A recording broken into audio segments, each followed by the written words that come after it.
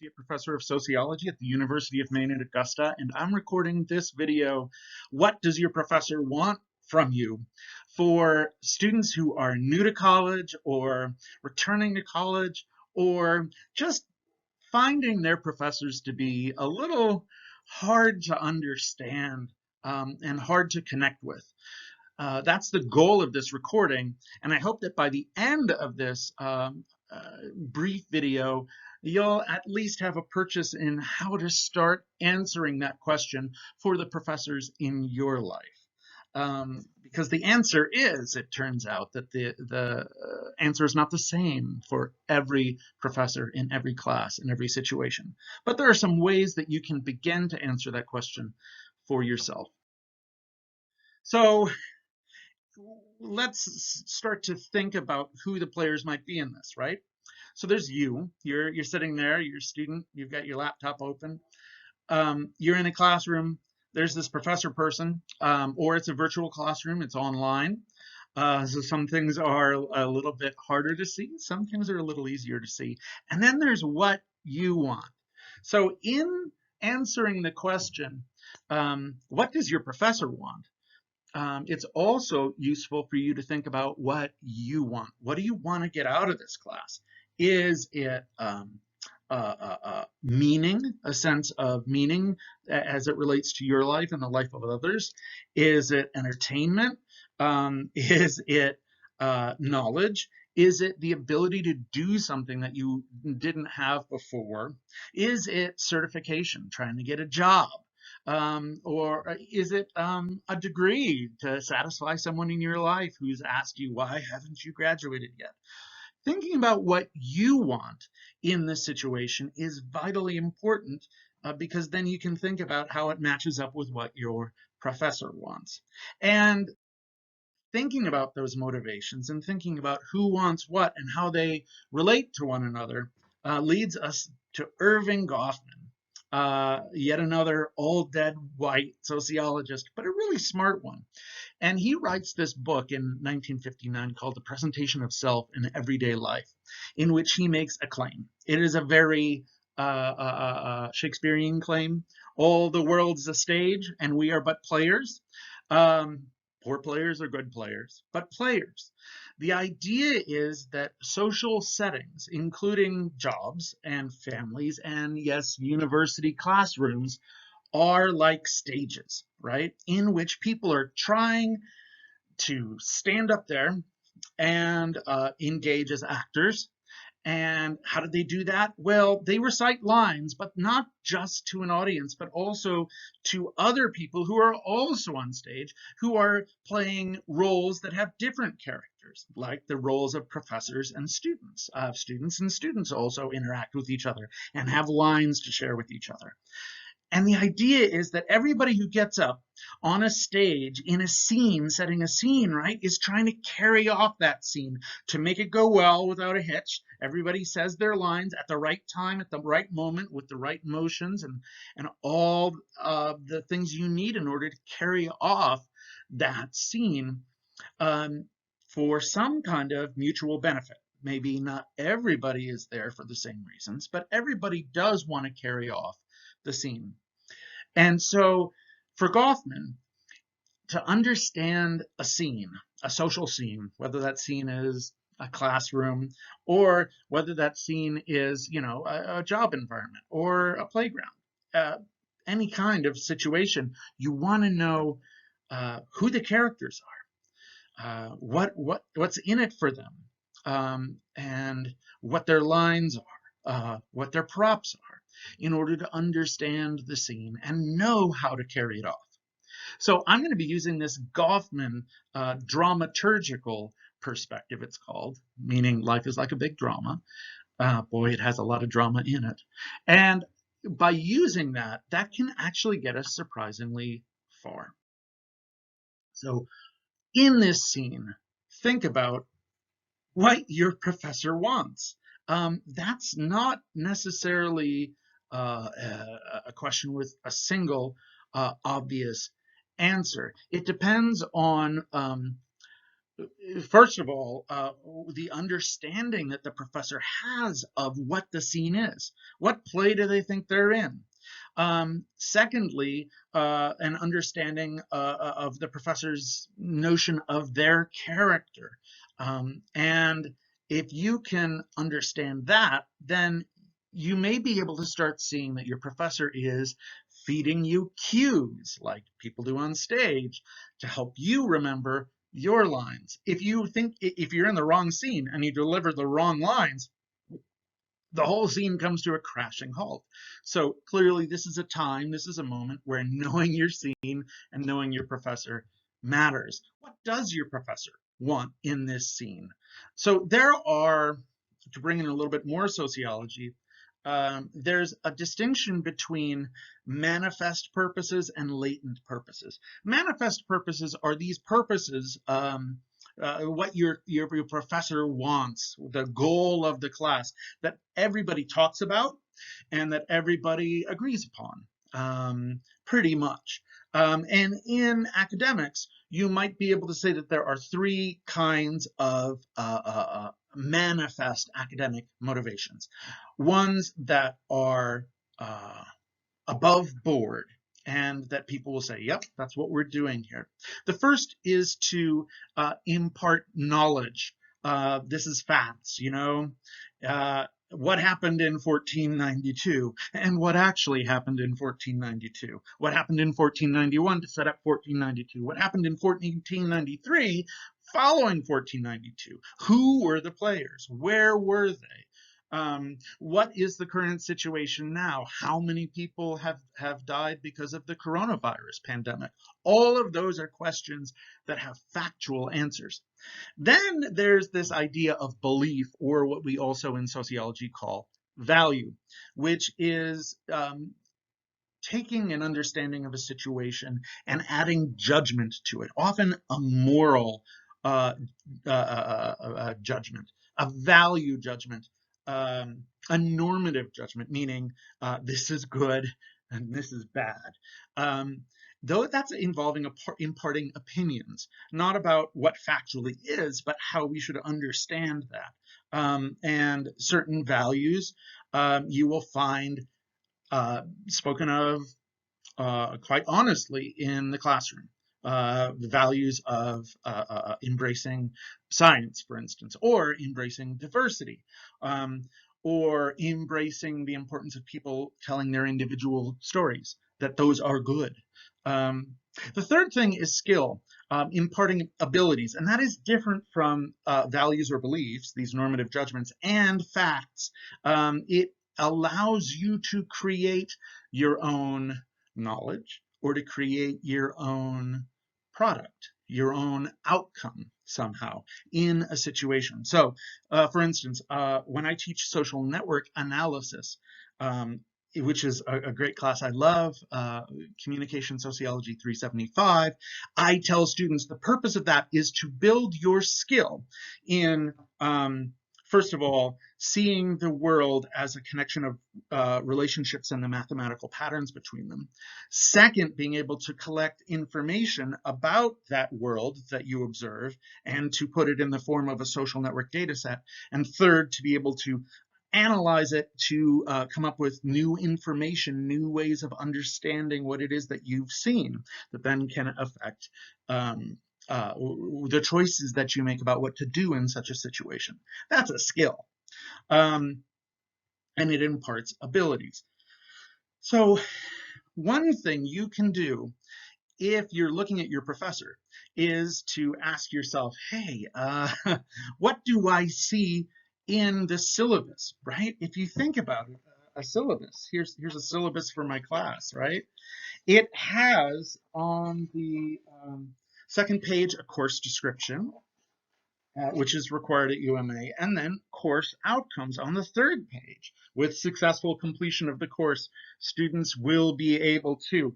And then, so there are different lines in these course descriptions and course outcomes that indicate different aspects of these manifest academic motivations. So, for instance, in my social research class, SSC 320, which is a great fun class, by the way. One of the outcomes is to describe the historical development of scientific methods within the social sciences. That's facts. That's right, describing history. On the other hand, I would like people to be able to enter and organize quantitative data using a spreadsheet program. That's a skill. And then there's another one that says explain ethical standards of and limits to social research. Ethical standards. Oh, what's the right thing and the wrong thing to do and why? That's belief. That's kind of an institutional opinion about how research ought to properly be done. It's there. It's in the script that we follow in a class. And it's going to tell you what I want as a professor. For me, it's a mixture of knowledge, belief, and skill. But it turns out that for me, at least in this SSC 320 course, a lot of it is skills. How do you go out and collect data and turn it into a data set? How do you analyze? What are the measures of central tendency that will allow you to do that? And how do you calculate them? How do you calculate standard deviations? All of these are skills. And these are the manifest stories. So look in the syllabus. That is an indication. Also, look in the syllabus at the assignments, right? What are the assignments about? Are they asking you to do something? What is it? Is it to regurgitate knowledge? That's important to know. Is it reflecting back the professor's beliefs, the professor's opinions, right? Listen, do you hear the professors sharing a lot of opinions and then asking you, say on a test, to reflect those back? Okay, then you know that's what your professor wants, and then you have an idea of what kind of character they are. Or do they want you to go out into the real world and demonstrate and practice some kind of skill? That's what your professor wants. Ideally, your professor, through a combination of the syllabus, talking about the syllabus, answering questions at the beginning of class, and then showing you by doing, by giving an example in their class, will tell you which of these three things in what combination is wanted and how. They should demonstrate each one of these to you in turn.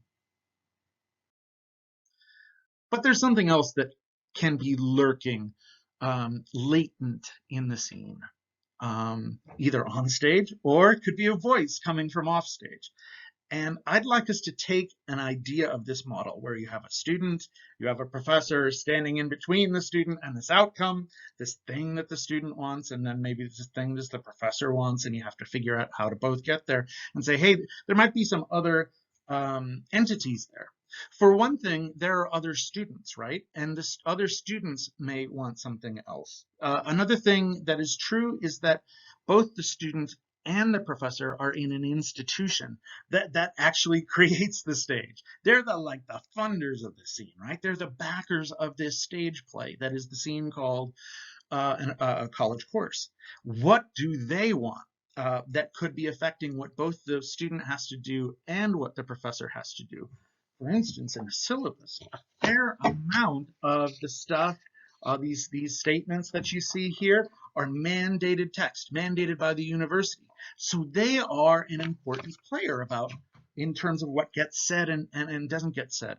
There are other groups that have a role and an interest in how that scene is played out. For instance, the professor is carrying out with them their own training. That is, for me, I was trained through 6 years of graduate school. I got a PhD, which was a demonstration through that degree that I know how to perform the role of sociologist. So the discipline has an interest in there, right? And my disciplinary identity is going to affect what's going to be happening on stage.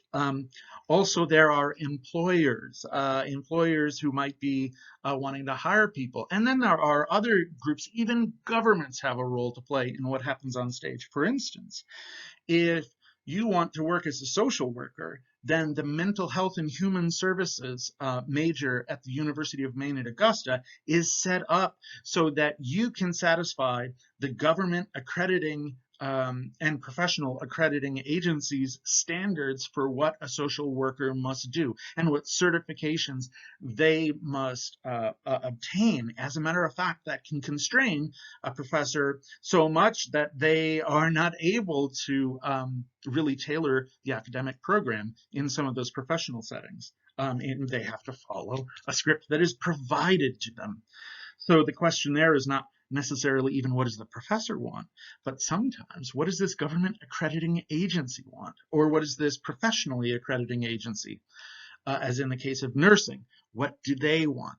What are the boxes that have to be checked? And if you know that, then you know then how your professor is going to act as a representative of those lurking off stage elements. All right, so this idea of what is lurking is the idea of what is latent, that there are some things that we don't talk about often, but that they're there and that they matter just as much as what we do talk about in terms of, say, what a professor wants from you, what a professor asks from you. Let's consider some of those latent messages. So one of those, and let's not be small about this, is ego. There are times when a professor is really interested in demonstrating how important they are and how meaningful they are. And so if you've got that kind of professor, one who is talking about themselves in a laudatory way, then at least you know that that's what you're dealing with. And that becomes a very important goal of the class. And if your goal is to, in the scene, be true to yourself and carry off the scene, regardless of whether that serves the professor's purpose of inflating their own ego, then at least be aware that you're going to have some conflicts. And that can be unfortunate, but it's something important to pay attention to. Why? Because the role of the professor is so central that they do have a significant amount of power in a scene.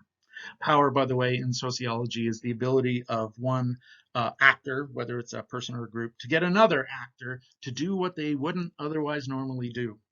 So think about the professor's ego. Fortunately, there are a number of professors who work very hard to take their ego out of the situation. Second, latent academic motivation that is not talked about much in the classroom is the one of credit, obtaining tuition dollars. Right now, since the passing of the baby boom, this big wave of young people who then got older, we've had much smaller generations thereafter and a whole lot of university buildings that are not necessarily full of students. So there's a competition for students for their learning, sure, but also to maintain the institution through the paying of tuition dollars.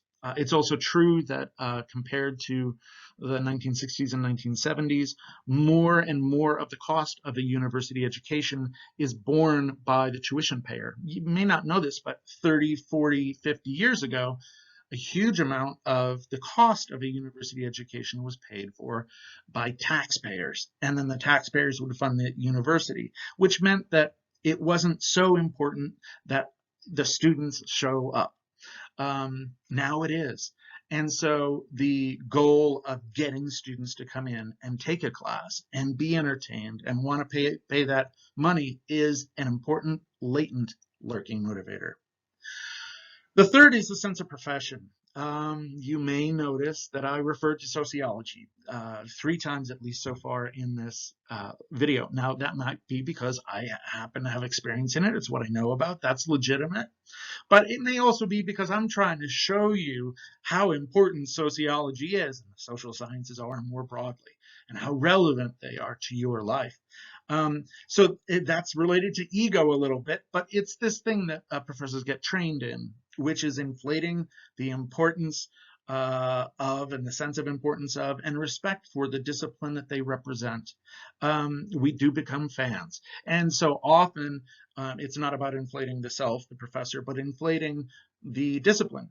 And if you have someone who's very interested in that and very touchy about that, what your professor may want is, whether it's legitimate or not, they may want you to come on board or at least portray that role on stage. Think about that when you see a professor. There's more um, money, okay? So not all the money uh, uh, for university expenses come from students, but a lot of it does. So there is this other power play, which is if students are paying the bills, there is a pressure, a motivation then to satisfy students, to make students happy. Um, 30, 40, 50 years ago, when it wasn't so much the sense that students paid most of the cost of universities, often students' happiness was irrelevant, but now it is a motivation. Not only motivation, but a motivation. The second place that places like the University of Maine and Augusta, public institutions, get money from is state legislatures. So those are our funders. If those are our funders, what do those funders want? There are board policies that describe what has to happen in a classroom that have been passed in the state of Maine in this decade because state legislators were upset about something. So they're lurking. They might be covered with a drape on stage, or they might even be backstage and you can't see them. But if you listen carefully enough, you can hear them. And then there are these two other large entities, right? Economy, the idea of creating a workforce. And in that model, students are workforce units whose goal is to go into the economy and sustain the economy. Also not necessarily about the student's best interest, but the interest of the economy. And then there's the interest of society in general. If there are values that society holds to be dear, um, justice, freedom, truth, we could go on, right? Then there can be significant pressure um, turning into academic motivations of the professor in a classroom that are saying, this is a place where we do justice. This is a place where we further justice. Whether or not student, that's a particular interest of yours. And sometimes that's stated in a manifest way, but sometimes that's lurking below the surface. And if you happen to believe that those values are worth pursuing, truth, justice, and so on, great. If you're not on board or you have different sets of values, you may notice a conflict. And it's important to know about that. There's even more. You know, students are not just learners. Students are not just uh, justice warriors. Students are not just workers, you know, elements of the workforce units, little cogs in a machine. They're also people. And as people, you know, we're born, we have a relatively short time on earth, and then we die. And so what is the meaning of life? Well, you know, one of the motivations for going to school is to get some tools for thinking about that, thinking about what is my place in life? What is my meaning? What is my role? You practice that on a particular stage in a college classroom as a way of understanding your role in life before that life is snuffed out like a candle. There is work, a permanent, helpful role. It's not just helping the economy, but that work could be a career in activism. It could be service in teaching, in healthcare, in other places where you get that sense of meaning, right? Unit number one here, by having a place. And then sometimes there's just the latent, unspoken motivation of continuity. I don't know why I'm teaching this class. I don't know uh, what it's going to do for you, but I've always done it, and we've always offered this class, and here it is, so let's give it some meaning. There are sometimes professors who don't know why they're there, but they have a document, it's a syllabus, and it tells them what to do, and they're just moving forward. Think about how different it is to have a latent academic motivation for a class, and therefore a professor, of meaning, where they're going to ask you to examine your place in life, and someone who's just trying to get you through the day and get you through these 2 to 3 hours. How would you behave if you were shoved on stage as an actor in that scene in order to carry it out. And in order to allow everybody to get through the scene without forgetting their lines and making it through, you might engage in some different kinds of activity. The first one, meaning, asks you to transcend these mere requirements to think about the deeper issues. The second motivation, if you have a professor who's just kind of marking time, does happen. It's unfortunate, but it does. The thing you might want to do if you want to graduate, and that's your goal, is to mark time with them. So, how do you know who your professor is? It's all about the dramaturgy.